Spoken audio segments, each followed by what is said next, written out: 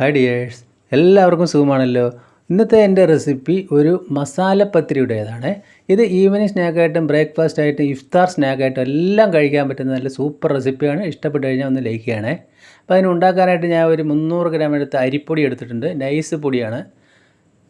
പിന്നെ നമ്മളൊരു 50 ഗ്രാം അധികം മൈദയാണ് എടുത്തിരിക്കുന്നത്. ഇനി ഒരു ഉരുളി അടുപ്പത്ത് വെച്ചു അതിലേക്ക് 1.5 സ്പൂൺ ഓയിൽ ഒഴിച്ചു കൊടുത്തിട്ടുണ്ട്. ഇനി ഒരു 8 ചുവന്നുള്ളി ഇതേപോലെ പൊടിയായി കട്ട് ചെയ്ത് ചേർത്തു. ഒരു പച്ചമുളക് പൊടിയായി കട്ട് ചെയ്തതും ഒരു വലിയ സ്പൂണ് ജിഞ്ചർ ഗാർലിക് ചതച്ചതും ചേർത്ത് നല്ലതുപോലെ ഒന്ന് വഴറ്റിയെടുക്കാം. ഇത് നമ്മൾക്ക് മസാല ഉണ്ടാക്കുന്നതാണ്. അപ്പോൾ നല്ലതുപോലെ വഴറ്റിയെടുക്കാനായിട്ട് നമ്മൾ അല്പം ഉപ്പും കൂടി അതിലേക്ക് ചേർത്തിട്ടുണ്ട്. മസാലയ്ക്ക് ആവശ്യമുള്ള ഉപ്പ് ഇപ്പോൾ ചേർത്തു. അപ്പോൾ ഈ ഒരു ഘട്ടമാകുന്ന സമയത്ത് നമ്മൾ കയ്യിലേക്ക് പൊടി ഇട്ട് കൊടുക്കണം. ഒരു 1/2 സ്പൂണിലധികം മുളക് പൊടി, ഒരു 1/4 സ്പൂൺ മഞ്ഞൾപ്പൊടി, ഒരു 1/4 സ്പൂൺ ഗരം മസാല, പിന്നെ അത്ര തന്നെ ഒരു 1/2 സ്പൂണിൻ്റെ അടുത്ത് പെരുംജീരകം പൊടിച്ചും കൂടി ചേർത്ത് നല്ലതുപോലെ ഒന്ന് മിക്സ് ചെയ്യുക. ഇനി അതിലേക്ക് ഒരു കൈപ്പിടി മല്ലിയിലയും ഒരു സ്പൂണ് വെള്ളവും ചേർത്ത് നല്ലതുപോലെ ഒന്ന് മല്ലി, മുളക്, ഗരം മസാലയൊക്കെ ഒന്ന് വെന്ത് വരട്ടെ. നല്ലപോലെ വറ്റിതാ എണ്ണ തെളിഞ്ഞ് വരുമ്പോൾ ഞാൻ അതിൻ്റെ ഉപ്പൊക്കെ നോക്കുന്നുണ്ട്, കറക്റ്റായിട്ടുണ്ട്.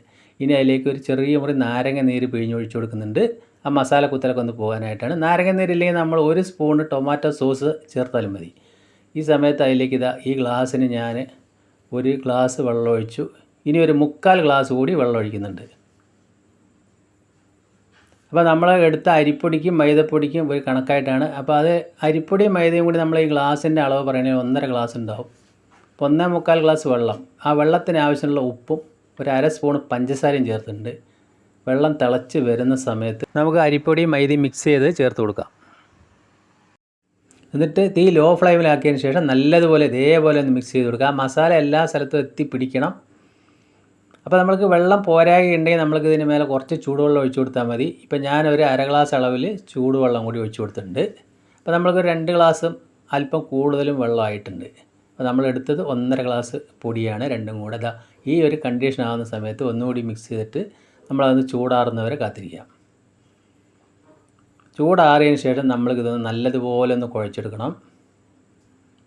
അപ്പോൾ ആ ഉരുളിയിലേക്ക് ഞാൻ 2 പോർഷനാക്കി എടുക്കുന്നുണ്ട്. ഈ മാവ് 2 പോർഷനാക്കിയിട്ടുണ്ട്. എന്നിട്ട് ഒരു പോർഷൻ എടുത്ത് നന്നായിട്ട് ഒന്നുകൂടി നല്ലതുപോലെ കുഴച്ചെടുക്കുക. അപ്പോൾ ആ മസാലയുള്ള എണ്ണയും മസാലയെല്ലാം ചേർന്നുകൊണ്ട് തന്നെ നല്ലതുപോലെ ഫിനിഷായിട്ടൊന്നും കിട്ടില്ല, എന്നാലും കുഴപ്പമൊന്നുമില്ല. കുഴയ്ക്കുന്ന സമയത്ത് അല്പം ഇതേമാതിരി വെള്ളം ഒന്ന് കയ്യിൽ നനച്ച് കൊടുത്തു കഴിഞ്ഞാൽ ഒന്നുകൂടി സെറ്റായി വരും. ഇനി നമ്മൾ ആ പ്രതലത്തിൽ ഇട്ട് നല്ലതുപോലെ ഒന്നുകൂടി മിക്സ് ചെയ്തെടുക്കാം. നല്ലപോലെ കുഴച്ചെടുക്കുമ്പോഴാണ് നല്ല കണ്ടീഷൻ ഇട്ട് വരുള്ളൂ. ഇനി അല്പം അരിപ്പൊടി വിതറി കൊടുത്തു. അതിൻ്റെ മേലെ ഇത് വെച്ച് ഇതേമാതിരി ചപ്പാത്തി റോള് കൊണ്ട് പരത്തിയെടുക്കുക. അപ്പോൾ നമ്മൾ പൊരിച്ച പത്തിരി ഉണ്ടാക്കുന്ന അതേമാതിരി തന്നെയാണ്. അപ്പോൾ നമുക്ക് വീഡിയോയിൽ കാണുമ്പോൾ അകലമായിട്ട് പൊട്ടിപ്പോകുന്നതായിട്ട് തോന്നും. പൊട്ടിയൊന്നും പോവില്ല. എന്നിട്ട് ഇതേപോലെ ഒരു പാത്രം എടുക്കുക. നമ്മുടെ വീട്ടിലുള്ള ഏതെങ്കിലും ഉണ്ട്, അതേപോലെ എന്നിട്ട് കട്ട് ചെയ്യാം. അപ്പോൾ ഇതേപോലെ പാത്രം ഇല്ലെങ്കിൽ ഒരു മൂടി എന്തെങ്കിലും എടുത്താലും മതി. ഇതേപോലെ. അപ്പോൾ ഇതേപോലെ തന്നെ നമ്മൾക്ക് ചെയ്തെടുക്കാവുന്നതാണ്. ഇനി ആ ബാക്കി വന്ന മാവ് ഒന്നുകൂടി നമ്മൾക്ക് കുഴച്ച് ഇതേപോലെ തന്നെ പരത്തി ഇതേപോലെ തന്നെ കട്ട് ചെയ്യാം.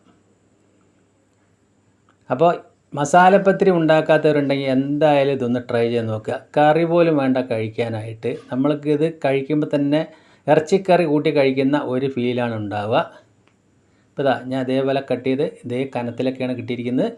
ഈ സമയം ഞാൻ എണ്ണ ചൂടാക്കാൻ വേണ്ടി വെച്ചിട്ടുണ്ട്. അപ്പോൾ നമുക്ക് എണ്ണ ഒന്ന് ചൂടായാൽ നോക്കാം. എണ്ണ ഒരു മിതമായി ചൂടാവുന്ന സമയത്ത് നമ്മൾ പത്തിരി ഇട്ട് കൊടുക്കണം. പതിയെ ഇട്ട് കൊടുത്താൽ മതി. ഞാനിപ്പോൾ 3 പത്തിരിയാണ് ഇട്ട് കൊടുത്തിരിക്കുന്നത്. പത്തിരി ഇട്ട് കൊടുത്ത ഉടനെ എണ്ണ ഒന്ന് തണുക്കും. അപ്പോൾ ഫുൾ സ്പീഡിൽ എണ്ണ വെക്കുക. എന്നതിന് ശേഷം ഇതൊന്ന് അടിഭാഗം ഒന്ന് സെറ്റായി വരുമ്പോൾ ഒന്ന് തിരിച്ചിടാം. അപ്പോൾ ഇത് ഒരുപാട് അങ്ങോട്ട് ബബിളായിട്ട് കിട്ടുമൊന്നുമില്ല, ഇതേപോലെ തന്നെയാണ് കിട്ടുക. എന്നാലും പുറം നല്ല മുരിഞ്ഞ് ഉള്ളിൽ നല്ല സോഫ്റ്റായിട്ട് തന്നെ കിട്ടും. ഇപ്പോൾ ഒരു വശം ഞാൻ തിരിച്ചിട്ട് കൊടുത്തു. ആ വശം ഒന്ന് മൂക്കുന്ന സമയത്ത് ഇതേമാതിരി മൂത്ത് വരുമ്പോൾ ഒന്നുകൂടി നമുക്ക് അന്ന് തിരിച്ചിടാം. അപ്പോൾ ഇതേമാതിരി ആവുന്ന സമയത്ത് നമുക്കൊന്ന് ഫ്ലെയിം കുറയ്ക്കാം. ഇപ്പോൾ നമ്മളെ പത്തിരി കറക്റ്റായിട്ട് മസാല പത്തിരി റെഡിയായി വന്നിട്ടുണ്ട്. ഞാനത് കോരി മാറ്റി. അപ്പോൾ നല്ല പുറം ക്രിസ്പിയും ആകെ നല്ല സോഫ്റ്റായിട്ടുള്ള മസാല പത്തിരി റെഡി ആയിട്ടുണ്ട്. നമുക്ക് വീഡിയോ കാണുമ്പോൾ തന്നെ അറിയാം, അടിപൊളിയായില്ലേ. അപ്പോൾ ബാക്കി മാവും കൂടി ഞാൻ ഇതേപോലെ തന്നെ പത്തിരി കട്ട് ചെയ്തെടുത്തിട്ട് എല്ലാം നമുക്കതൊന്ന് പൊരിച്ചെടുക്കാം. ഇപ്പോൾ ഞാൻ എല്ലാ പത്തിരിയും പൊരിച്ചെടുത്തിട്ടുണ്ട്. എനിക്കൊരു 16ഓളം പത്തിരി കിട്ടിയിട്ടുണ്ട്. അപ്പോൾ നമ്മൾ അടിപൊളി ടേസ്റ്റുള്ള മസാലപ്പത്തിരി ഇത് അവിടെ റെഡിയായി. ഇതേപോലെ നിങ്ങളൊന്ന് ഉണ്ടാക്കി നോക്കണേ. വീണ്ടും നല്ലൊരു വീഡിയോയുമായിട്ട് കാണാം. താങ്ക്